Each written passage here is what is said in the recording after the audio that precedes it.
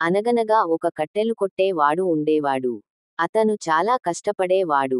తెల్లారకుండానే అడవిలోకి వెళ్ళి కట్టెలు కొట్టుకుని ఊరిలో ఆ కట్టెలు అమ్ముకుని జీవితం కొనసాగిస్తూ ఉండేవాడు. అలా ఉండగా ఒక రోజు కాలవ గట్టున చెట్టు నరుకుతుంటే తన గొడ్డలి నీళ్లల్లో పడిపోయింది. నీళ్లల్లో చాలా సేపు గొడ్డలిని వెతుక్కున్నాడు. కానీ లాభం లేకపోయింది. ఎక్కడా గొడ్డలి దొరకలేదు. కాలవ గట్టున కూర్చుని అయ్యో అని బాధ పడుతూ ఏడిచాడు.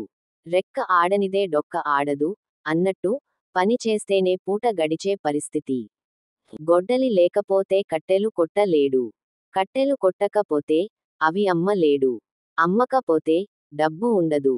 డబ్బు లేకపోతే కుటుంబమంతా పస్తులు ఉండాలి.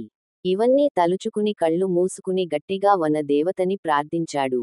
ఎలాగైనా గొడ్డలి దొరికేలా చూడు తల్లి అని మనసారా మొక్కుకున్నాడు. దేవత ప్రత్యక్షం అయింది. విషయానికి తెలుసుకుని నదిలోకి దిగి ఒక బంగారు గొడ్డలి తీసింది. ఈ గొడ్డలి నీదా అని అతన్ని అడిగింది. అతను కాదమ్మా, ఇది నాది కాదు అని చెప్పాడు. దేవత మళ్ళీ నీళ్లల్లో దిగి ఒక వెండి గొడ్డలి తీసింది. ఈ గొడ్డలి నీదా? కాదమ్మా, ఇది కూడా నాది కాదు అని అతను బదులు చెప్పాడు. ఈసారి దేవత చాలాసేపు నీళ్లల్లో వెతికింది. వడ్డున కట్టెలు కొట్టే వాడు చాలా కంగారు పడుతున్నాడు.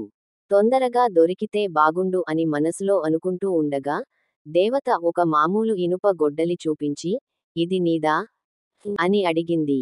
సంతోషంతో అతని కళ్ళల్లో నీళ్లు తిరిగాయి.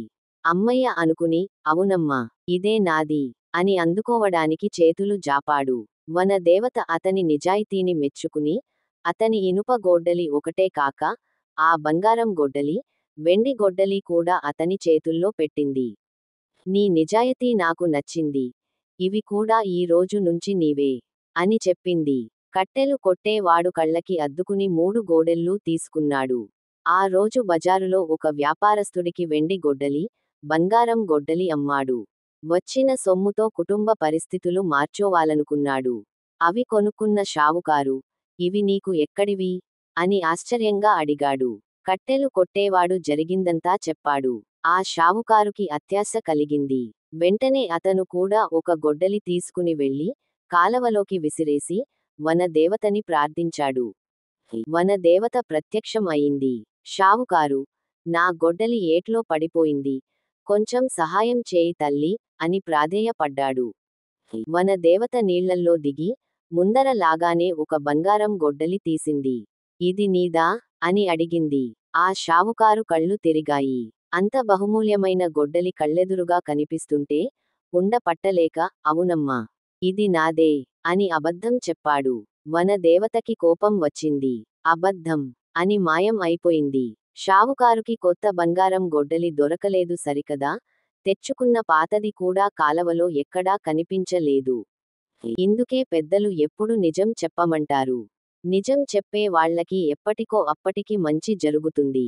కానీ అబద్ధం ఆడే వాళ్లకి మట్టుకు ఏదో ఒక రోజు మొదటికే మోసం వస్తుంది.